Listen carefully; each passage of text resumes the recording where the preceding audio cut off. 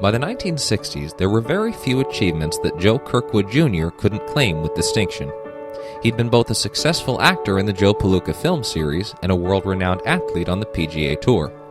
He'd even been married to a young Hollywood starlet by the name of Kathy Downs, and as a resident of Southern California, he enjoyed a comfortable retirement in one of the most gorgeous parts of the world.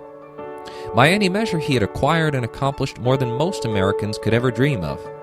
But for all his success, there were still two things missing from Joe Kirkwood's life: a fish factory and his own private island. And in 1966, he set out to check both off his bucket list. His gaze was set on the Cortez Bank, a small strip of land just below the surface of the water about 100 miles off the California coast. Kirkwood wanted to establish an artificial island with the bank serving as its foundation. From there, he planned to establish an independent nation where he could build a seafood processing plant and run his new business beyond the reach of American tax collectors. The island would be named Abylonia, after the abalone mussels that were once bountiful to the region.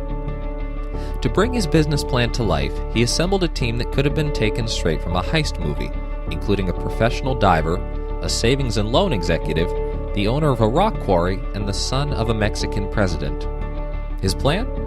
Purchase a massive cargo ship from World War II, sink it over the Cortez Bank, surround it with boulders from the rock quarry, and fill in the gaps with garbage from the LA Waste Department. Now at this point, if you aren't familiar with the great nation of Abylonia, you're probably beginning to see why. Kirkwood's idea didn't quite play out the way he drew it up on paper, because for all his success in entertainment and sports, Joe was a poor planner, and an even worse architect.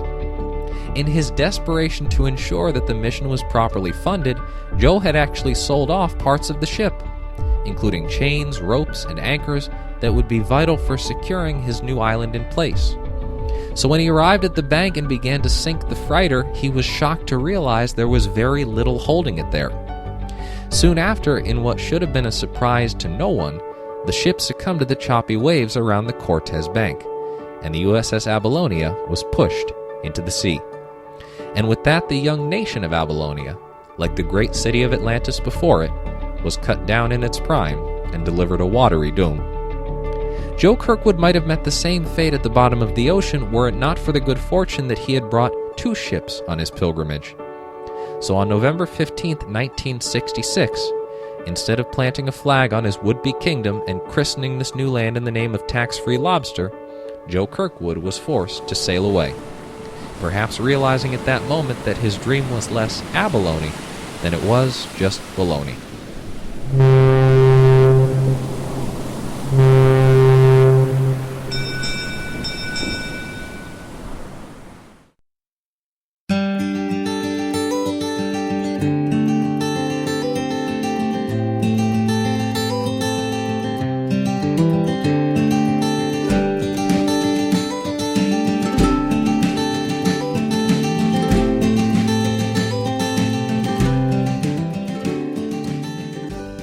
Welcome to the Politi-Cal Podcast, Policy in a Golden State of Mind. My name is Tony Mostria, and thank you for joining me on Part 2 of our Statehood celebration. This month, California celebrated its 165th birthday. That's 165 years that California has been a state, and 100 years since it became old enough to start receiving Medicare. And as much as I love this state, it badly needs a checkup once in a while. One such dysfunction for which it seems there is no prescription is our insatiable desire to keep forming more states. California was admitted to the Union on September 9, 1850, and since that very date, there have been over 200 attempts to split up the state, some of them pretty serious. Last week we talked about how California became a state and how its first decade of existence was basically a series of attempts to reverse that decision. This includes a bill by Assemblyman Andres Pico in 1859 to split the state in half, north and south, a proposal that actually passed the legislature, was signed by the governor, and received the support of 75% of voters. And the only reason that bill never went into effect is that the federal government, which needed to approve it, was dealing with its own secession problems at the time. We also talked about the almost state of Jefferson and the Wairika Rebellion of 1941 that almost created it. That's the story of when 4 counties in southern Oregon and northern California declared they were fed up with being ignored by state leaders and decided they were forming their own government instead. That is until we were attacked at Pearl Harbor and the rest of America decided we had bigger things to deal with. Since the 1850s, California has had no shortage of separation attempts and, evidently, no shortage of wars to keep them in check.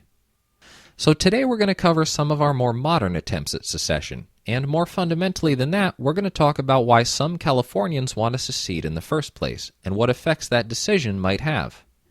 In terms of seriousness, most of California's 200 secession attempts are closer to the Wairika Rebellion than they are to Pico's proposal of 1859. But no matter how quirky or quixotic they seem, there are legitimate questions that underlie each of them. Often these are concerns that pertain to the nature of our democracy itself, and our ability to abide by our professed ideals. As easy as it is to make fun of these campaigns, and believe me, we're still going to make fun of them, in the end it's important to understand why they arise in the first place, and thereby be empathetic to the people who initiate them. Even the story of Abylonia, as blissfully bizarre as it is, ultimately served a practical purpose in our government. At the time, it wasn't actually clear from a legal perspective if constructing a country in international waters violated any domestic or transnational laws. This question was working its way through the courts at the time, after developers on the other side of the country tried to do the same thing off the coast of Florida. And we wouldn't have a definitive answer to this ambiguity until 1970, when the courts ruled in the case of U.S. v. Ray. Not only was this practice of nautical nation-building illegal in the navigable waters of the United States, but the incident would eventually contribute to the creation of the International Law of the Sea, which dictates questions over artificial islands and maritime jurisdiction to this day. The reasons that Californians have cited for secession are as diverse as the states they've tried to create. Joe Kirkwood was obviously doing it for financial reasons, with a dash of celebrity eccentricity sprinkled in, but most of those striving for statehood possess loftier ideals, even if their campaigns are primarily protest statements with no meaningful chance of securing independence. The most common sentiment they express is the notion that they aren't being heard. Whatever group they represent, they're firmly in the minority of political power, and see their elected leaders running roughshod over their concerns.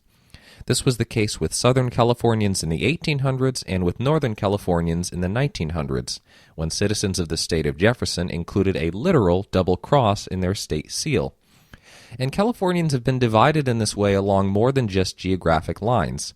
The specter of secession has also been raised as a tool by community leaders with otherwise little voice in the state's halls of power. For example, some members of California's Hispanic community began calling for secession in the 1960s in response to their poor treatment and paltry representation by government at the time. Advocates sought the creation of a new nation in the American Southwest, called Aztlán. Named after the ancestral homeland of the Aztec people, Aztlán was based on the territory that had been acquired from Mexico during the Mexican-American War. After appealing unsuccessfully to the United Nations for international recognition, members of the movement began occupying areas across the region. This includes a group of so-called Brown Berets who seized Catalina Island off the California coast in 1972, and actually held the island for nearly 4 weeks before they were asked to leave. Whether citizens of Aztlán truly believed they could achieve statehood, they were serious in their demands for respect and representation. And thanks to the state's expanding Latino population and the budding success of related advocacy efforts, like the farm workers' rights movement, the influence of California's Hispanic community gradually did begin to grow, causing the desire for outright secession to fade from most people's priorities. In a similar occurrence in 1969, roughly 100 American Indian protesters took over Alcatraz Island, site of the infamous former prison complex in the San Francisco Bay. Opposing California's treatment of its native population, activists demanded the deed to the island, as well as the establishment of an Indian university and cultural center there. In an effort to avoid appearing unsympathetic or heavy-handed, government officials took a relatively hands-off approach to the occupation. As a result, the demonstration lasted nearly 18 months before the dwindling remainder of protesters was gently removed in 1971.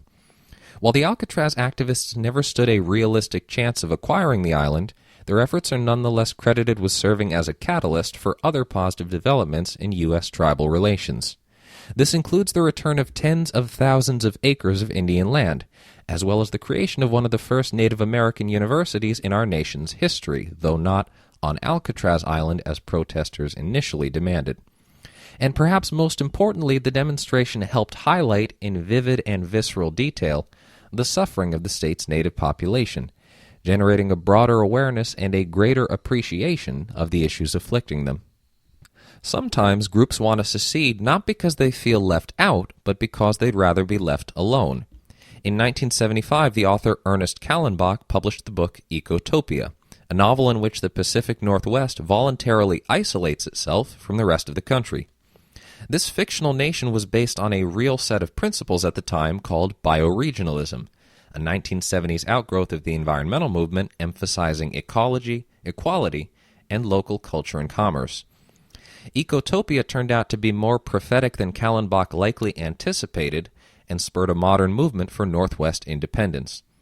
Today the region and hypothetical new nation is called Cascadia and encompasses much of Washington, Oregon, Idaho, Northern California, Southern Alaska, and British Columbia.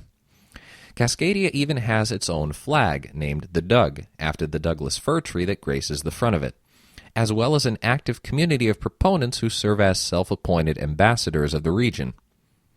What's interesting here is that despite the strength of the Cascadian identity, there haven't been any serious attempts at Cascadian statehood, at least not in the modern day. This may be attributable to the fact that most metro areas in the hypothetical superstate, including Portland, Seattle, and Vancouver, already embody the bioregional principles that Callenbach outlined 4 decades ago, in which case independence may not seem like much of a necessity. And that brings us back to California, where the desire for separation is often anything but symbolic. Even today, many Californians feel they still aren't being heard by state leaders. Just as Southern Californians claimed over a century ago and Northern Californians claimed 8 decades ago, and community leaders claimed 50 years ago, some Californians today believe the only effective remedy to their present neglect is to leave the state altogether. And this sentiment is often harnessed to advance ideas that may not benefit these residents at all. Just last year, in 2014, venture capitalist Tim Draper announced he was placing an initiative on the ballot to carve California into 6 separate pieces. If approved, these states would have been partitioned roughly the way we already envision California. Jefferson would encompass the rural north of the state, Central California would make up the agricultural interior, South California would include the border and desert regions like San Diego and San Bernardino, West California would occupy LA and the Central Coast, North California would receive Sacramento and the Upper Bay Area, and Silicon Valley, Tim Draper's homeland, would get Silicon Valley, including San Francisco and San Jose. Draper's stated motivation for advancing the initiative was that California was ungovernable in its current form, and could operate better if it were sliced into smaller, more manageable jurisdictions. This is another theme that rises to the surface every time the notion of secession comes up. California is too big, its problems are too complex, and the only way to fix our beloved state is to break it and start over. On the surface, it's an easy argument to accept, and it's not hard to see why it's so compelling to supporters. Our state is big, and our issues are complex, and it's not completely inconceivable that some sort of managed breakup could be a sensible resolution at some point in the future. Other states have separated 4 times throughout our nation's history, so while it's a rare occurrence, it's not completely far-fetched, and California wouldn't be the first to do it. But if I could step very briefly into an editorial role, when it comes to our current problems and the belief that division is a catch-all for solving them, I don't buy it. Writing off California because it's too big or too complex means equivalently writing off the 33 other countries that are larger than we are, with economies just as diverse and issues just as daunting, including Italy, France, Germany, China, the United Kingdom, and the U.S. itself. Resigning oneself to the conviction that California is too big to be fixed is an unspoken admission that no nation larger than 40 million residents can operate a viable democracy for its people. It's absurd, and it's worth pointing out that Californians made the same argument in 1850, when the total population was just 100,000 people. Today, that number wouldn't even register in the top 50 cities in our state alone. So I'm not convinced that separation is our only hope of redemption. When it comes to facing our state's problems, I think we have an obligation to leave every option on the table. But I don't consider the reflexive separatism that some advocates appear to possess to be a constructive part of that process. And with that, let's return to the story of 6 Californias. Although Draper's proposal was initially approved by California's Secretary of State, it failed to attract the minimum number of signatures needed to qualify for the ballot. And even if the idea were allowed to move forward, it's far from clear that Californians would embrace it anyway. In a public opinion poll from December 2013, only 25% of respondents said they'd favor some form of separation. And according to the study, that broad opposition to breaking up extends to every part of the state, even the comparatively secession-friendly areas around the old state of Jefferson. And perhaps it's for the best that we never got to see 6 Californias in action, since it probably would have had some abrupt and imposing effects on the region. The first disputes to arise would likely have to do with shared resources and shared obligations.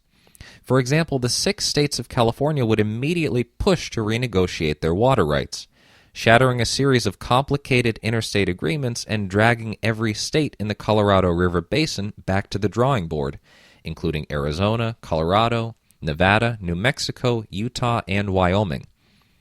The state would also be forced to reallocate its prison population, since most inmates originate from dense metro areas to go live in prisons in sparse rural areas.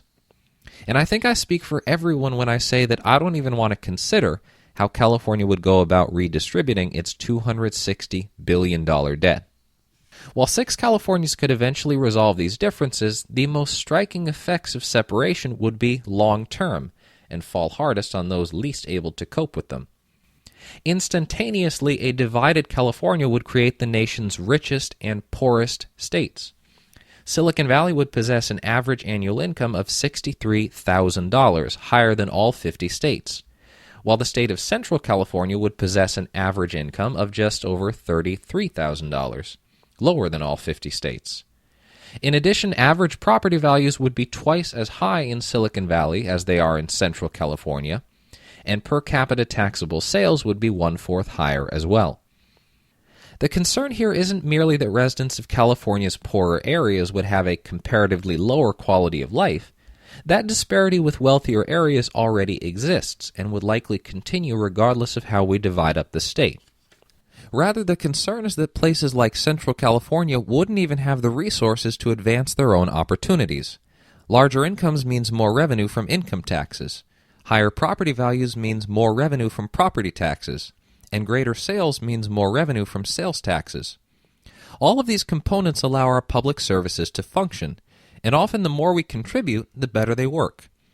Areas like Silicon Valley would be flush with cash from all of these sources, and would hold no obligation to send any beyond its borders, even to its old neighbors in the interior of the state. As it stands, public programs like education and social services are subsidized by wealthier parts of the state. Those who have more are asked to give more. That way, those who have less can enjoy the same simple necessities of life. That's the way it should be, because that's the social contract we've agreed to as members of a compassionate, democratic society. And the instant we sever our ties to the state, we sever ourselves from that basic agreement. So any separation proposal we face ought to be considered not only in the context of what lines we can draw, but also in terms of what lives we affect. And that brings our story full circle, back to the state of Jefferson, where the drive to secede never quite disappeared.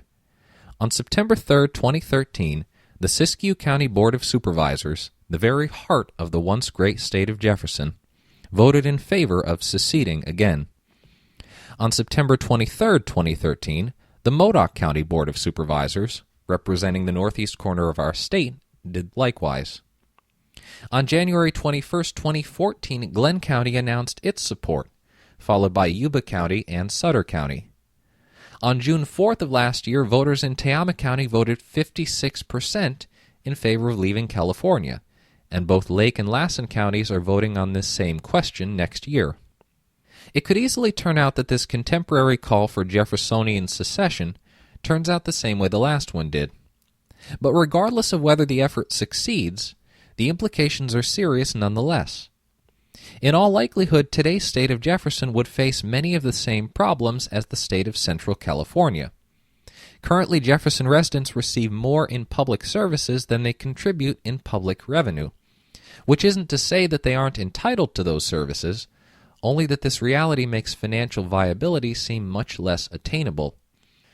In addition, public employees comprise a substantial portion of the Jefferson workforce, and if Jefferson severs its ties with state government, it's likely that many of those jobs would vanish, putting the region's economy in jeopardy as well.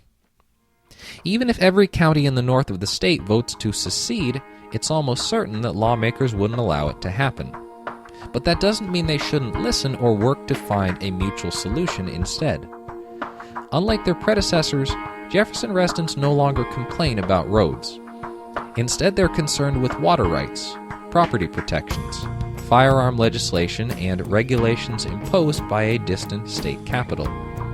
They feel their leaders don't represent them, that their decisions don't take their concerns into account, and that the actions of their government don't align with their needs.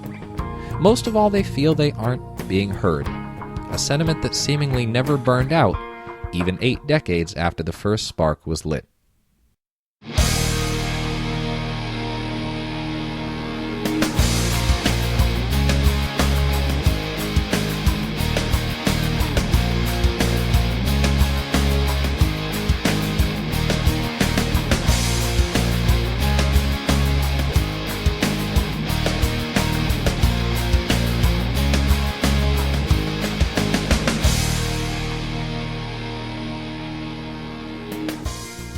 That's our show. Thank you for joining me on part 2 of our Statehood celebration.